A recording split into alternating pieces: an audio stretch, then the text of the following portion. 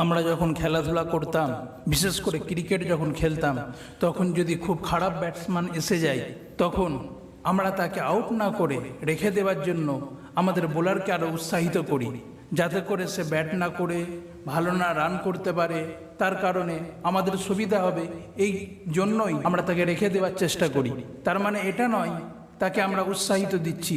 আমরা মাঝে মাঝে হাততালি দিয়ে ওয়েল ডান বলতে থাকি, গুড বল এগুলো বলতে থাকি, যাতে করে সে নিজের মধ্যে একটা উৎসাহিত পায়, মনের মধ্যে একটা উত্তেজনা কাজ করে ব্যাটসম্যানের, যে তাদের দলের লোক যদি তাকে বলে উঠে চলায়, সে তখন উঠতে চায় না। তাদের নিজেদের মধ্যে একটা অশান্তি লাগিয়ে দিয়ে আমরা সেই সুযোগটা কাজে লাগিয়ে দিই, সেই ফায়দাটা কাজে লাগিয়ে দিই।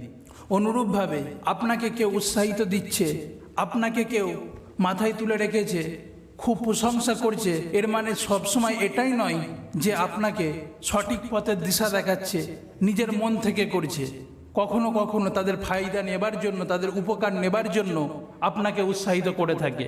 এটা সবসময় আপনাকে বুঝে থাকতে হবে, মনে রাখতে হবে। Remember it.